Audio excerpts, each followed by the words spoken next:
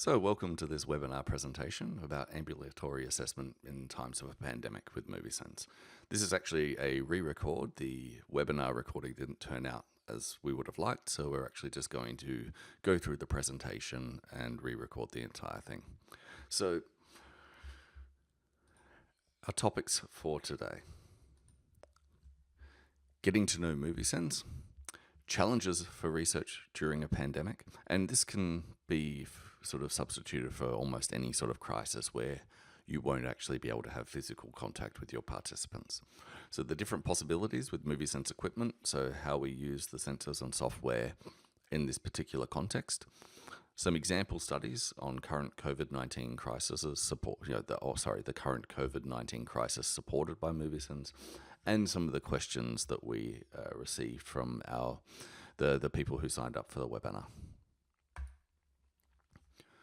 So movisens is now 10 years old. It was a spin-off from the Karlsruhe Institute of Technology, and it was a group that was studying and trying to measure the relationship between stress, physical and mental performance. And if you're in the psychophysiological sort of field or do anything related to psychology and stress, you know that that's sort of a bit of a, not really a fool's errand, but something that's very, very difficult to distinguish what's actual stress and, the differences between challenge and threat and so on. So it's the mandate has somewhat broadened since. We're based in Karlsruhe and we've got 13 employees, and we provide a wide range of equipment for ambulatory assessment. So the key philosophy for us is allowing you guys to get out of your laboratories, remove the laboratory effect that happens with participants when they come into a foreign environment that alters their physiological state and their mental state,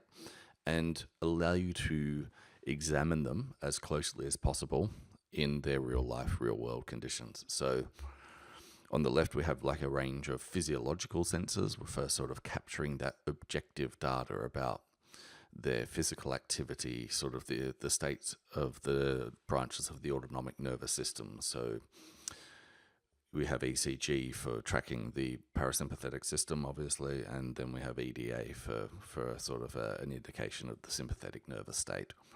Sleep, cognitive function, and we have a very comprehensive data analysis capability with all of those different sort of physiological parameters. And then on the experience sampling side, we're gathering the subjective data, the context, what the users report about themselves, and that can be basically anything from random surveys and prompts asking them about their mood, about who they're with, what they're doing, or you can even do more dynamic things like utilizing their location or tracking their mobile phone usage, what they're actually doing on their phone, and utilizing that to trigger prompts using physical activity as well. So the left-hand side then sort of integrates, and we synchronize, and we have sort of the interactive assessment that's featured at the top, where a change in a physiological state or remaining in a particular physiological state, whatever the researcher needs, can then trigger some sort of questionnaire. So our capabilities. We have, like I said, a large range of different products for ambulatory assessment and experience sampling. We can actually develop mobile sensor systems, so we can actually do custom designs for researchers. We have a huge range of experience in biosignal processing and algorithms, so physical activity, ECG, heart rate variability, EDA, sleep, circadian rhythm style things. We have a light sensor as well. So we have a lot of different tools and also capabilities of building tools for researchers when they need a particular custom solution. So why ambulatory assessment? I touched on this a little bit before. We have a real-time assessment, and that increases the accuracy and reduces the retrospective biases. So it means that your participant isn't having to think back as to their activities that occurred over the entire week or the month or the year. You're actually trying to capture them in real time as they live their actual life. Repeated assessments will allow sort of you to investigate the dynamic processes, so the changes that are occurring between your investigation. So if you're capturing both physiology and experience sampling, you can look and see what correlations are occurring between the psychological, the self-reported mood and information and other contextual data you're getting, and also see what's happening with their physiology at the same time, which is a little bit on the next point, sort of the multimodal assessment to integrate psychological, physiological, and behavioral data. So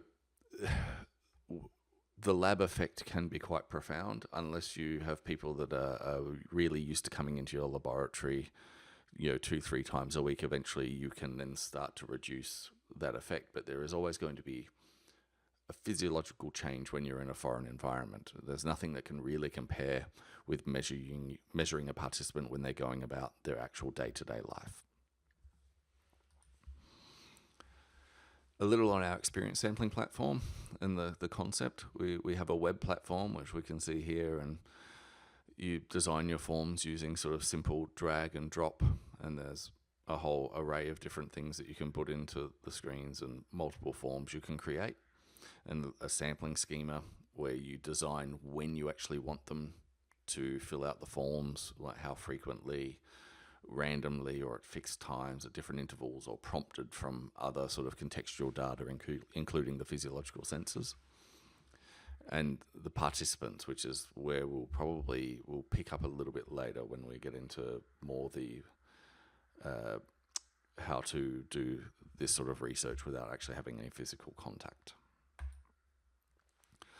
So back in February, I thought the biggest story would have been the savage bushfires in my homeland for this year. So that was a little bit premature, and yeah, the world's kind of been plunged into chaos, and it's really hit researchers hard. So everyone's obviously looking for a new way forward of actually conducting their research and trying to do things where they can reduce risks to themselves and to the participants.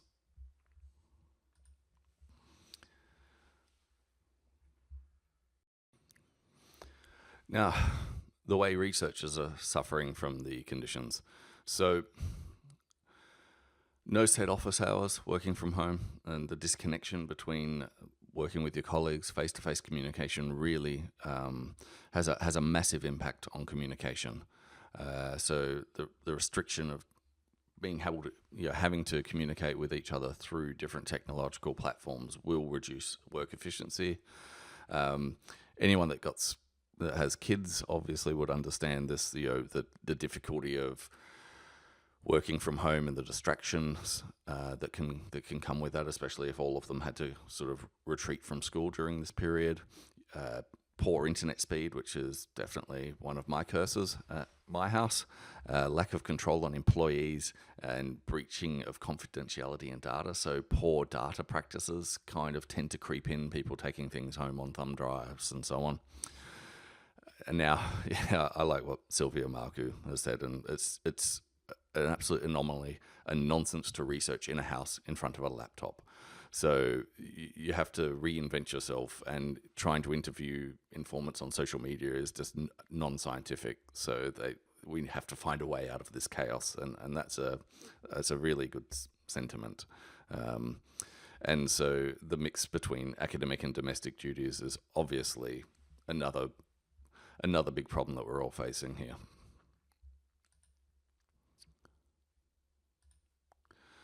So, challenges you might face: home office work required for most researchers, so the lack of exchanges with colleagues, the internet connection, no direct social contact to participants of studies. So questions of how to ensure data capturing in the field and what adjustments can be made in order to keep a study going. Like if you're midstream in a study, what can you do in order to continue this study? So hygiene requirements, and so how can we run a study with all the different regulations that are happening throughout the world? So in Germany, there's some rather strict rules as to who is allowed to meet and how many people from how many households. Now, hopefully getting on to some sort of solutions. So the possibilities with movisens equipment. So we have like I said, a range of sensors and software, and our experience sampling platform. And those are the two elements which we'll dive a little bit deeper into. So first, starting with the sensors and the software, we can actually pre-configure the sensor measurement and actually deliver it by mail. So you could start up the measurement, you can plug it in to the sensor manager on your home PC, make sure it's capturing the signals that you want, and then you can click start recording, which will take you to this next screen here, and you're given a range of options. So there's 3 different options when you have the ECG sensor. With the other sensors, that's only just the 2. So you have start measurement immediately, or you can start measurement at a specific time. So you can set a time in the future within a couple of days, usually is best, so that there will be some sort of sensor drift of timestamp. That's unavoidable no matter whose device you're using, what you're going to use, and for how long. But you can aim it all to start, say, midday, several days from now, and then send it in the post after you've hit start. The other alternative, if you're doing an ECG measurement, is to start the measurement when put on. So it will then go into a delayed start mode. The sensor will blink every 2 seconds to let you know that a measurement is in preparation, like it's queued to start at a certain time. And then you can confidently send that out in some sort of parcel, like disinfect it, put it in a parcel sealed, send it out to the participant with some instructions on how to actually wear the device once they get it. The ECG sensor will actually automatically detect when it's getting an ECG signal and start its measurement then and continue for whatever duration you set. So as long as the participants are charging the sensor occasionally, so you need to send them the cradle as well. If they charge it for 10 minutes a day, usually when showering is the most convenient time, it will endure and record for as long as it has storage capacity. So with the basic activity sensor, that can be anything from 4 to 8 weeks, depending on the activity level of the participant.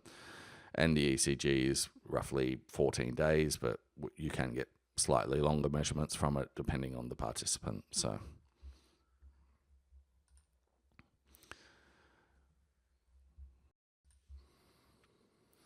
one of the big advantages of the movisens sensors is that it's actually recording the raw data signal directly to the device.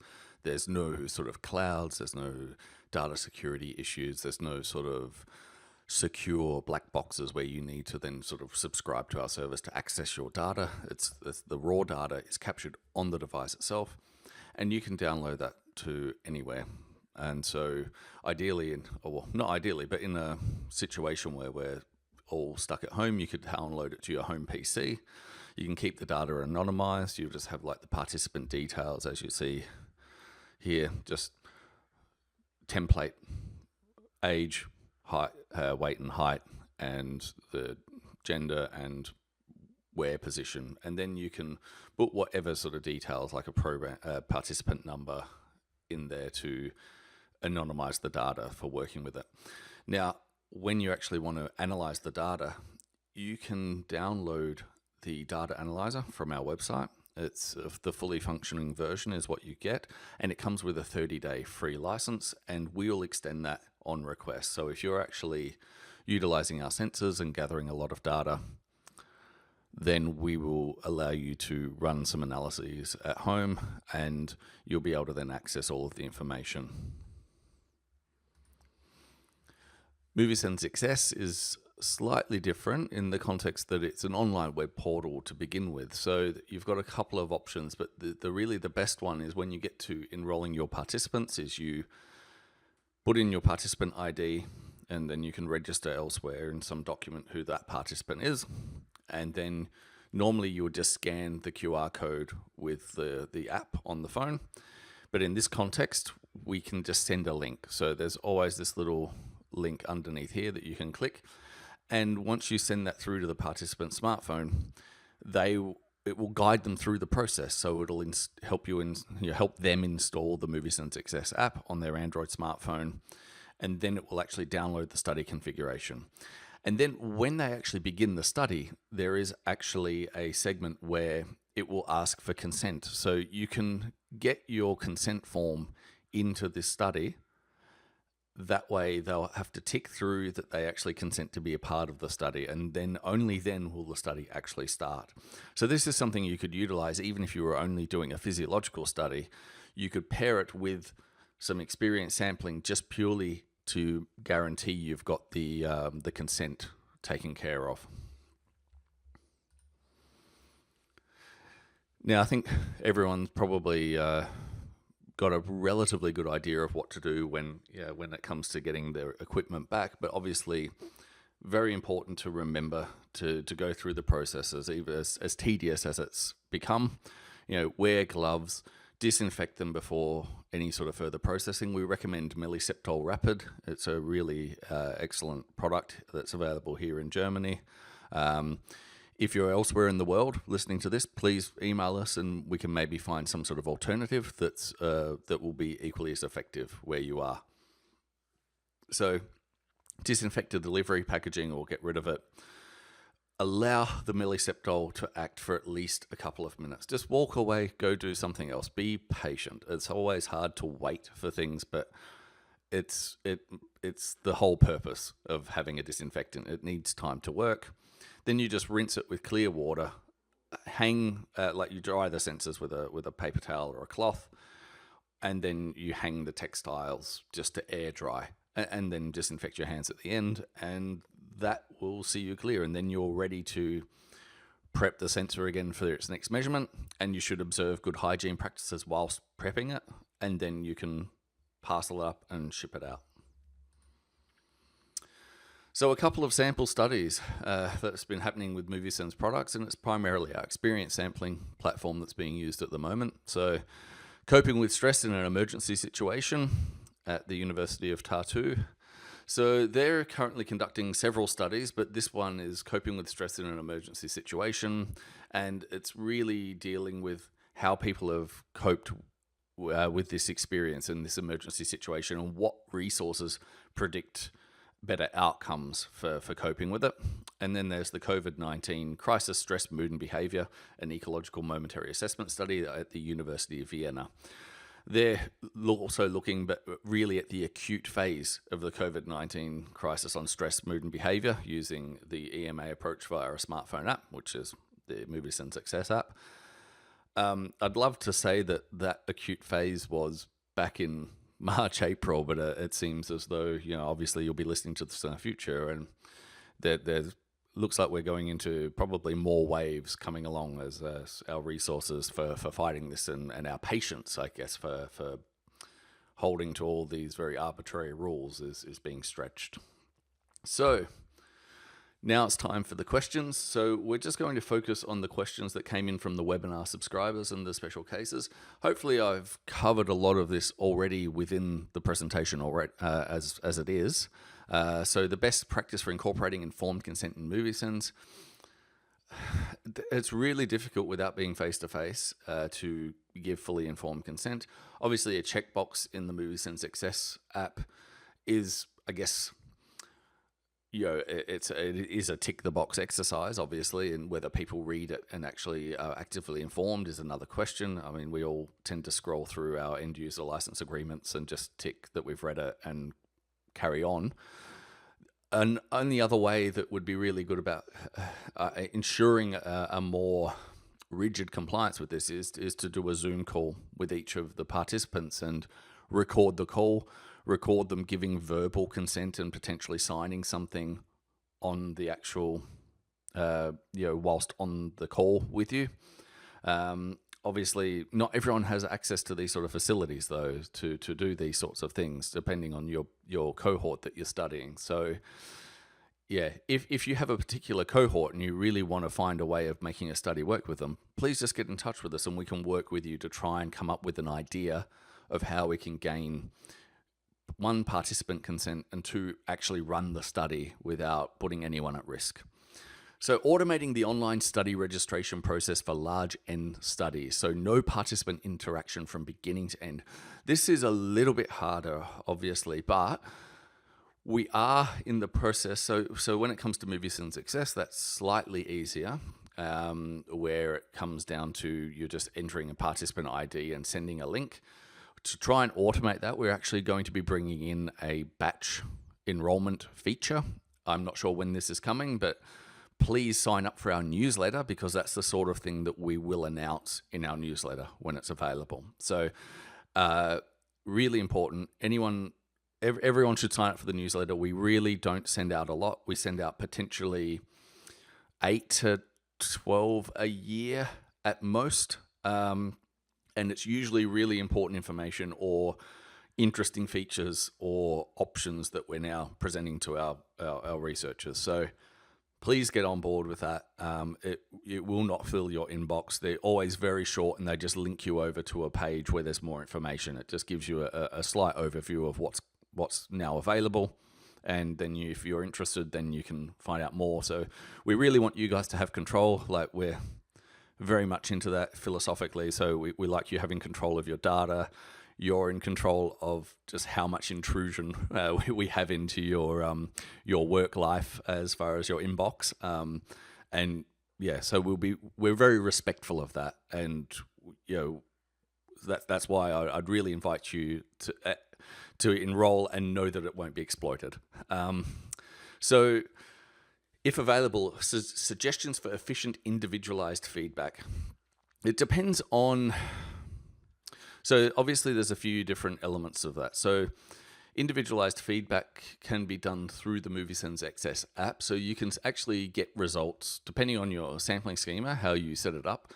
After every form is filled out, it should upload to the movisens XS server where you can view the results. Once you view the results, or if people start skipping forms, then you can actually directly contact them via the app, sending them messages back and forth just to let them know that, this is important to us. We need your information that you're giving us. Like, that's why we got you to enroll. And it just helps boost the overall compliance when people sort of have that feeling, okay, they are actually counting on me to do this. Like, this is actually important, what I'm doing. When it comes to the physiological side of things, you can definitely give some excellent feedback. Our data analysis software generates really nice graphic reports that you can give the participants. So they give a really good overview of all the different sort of physiological metrics that you've been tracking on them over the over the duration of the measurement. You can sort of send either of them summaries on their activity levels or on energy expenditure, and and they can be as broad as you like. They could be daily. It could be to do with their heart rate variability as well. There's a really nice report generated based on like a daily report, like 3 or 4 pages, which shows some really nice tables and graphs of our ECG signal being translated in a way that lay people can kind of read and understand. They can kind of see what's happening with them over time, and it's sort of broken down into each day. So I only explore the option of using movisens for a study we will use as the challenges are important in the present context. Look, I'd really encourage you to get in touch with us and talk to us about what you're actually doing. Like, there's 4 of us available to like research consultants that work here, which have a lot of experience with not only our equipment, but designing the studies and what challenges you might face. And sometimes we'll even be telling you that we are not the right fit. We're not the perfect solution for everything. There might be other solutions that we can refer you to, depending on what your study is. So join with a more general interest in ambulatory assessment. I hope we've kind of given you a little enough of an overview. If not, once again, please get in touch. And same with the following one. I find the topic very interesting. I'm looking forward to listen to the webinar. I hope this re-recording has somewhat captured the spirit of the original webinar. We haven't done everything. We had some live polls during the actual webinar and displayed the results, but it was a little bit too complicated to bring that all in. And attaining informed consent of the participant without ever meeting them face to face. I think I've covered that. If you feel that I haven't covered that enough, then please, once again, get in touch and we can work on some different solutions together. And with regards to our team, this is our research consultant team, Dr. Stefan Hai, myself, Moritz Paar, and Jana Schlicksup. We're all available to help you out with any of the different study designs that you might want to implement, and for more information about any of the products. And other than that, I thank you very much for your time, and I hope we'll see you at one of our future webinars, or even in the future a workshop when this chaos is behind us.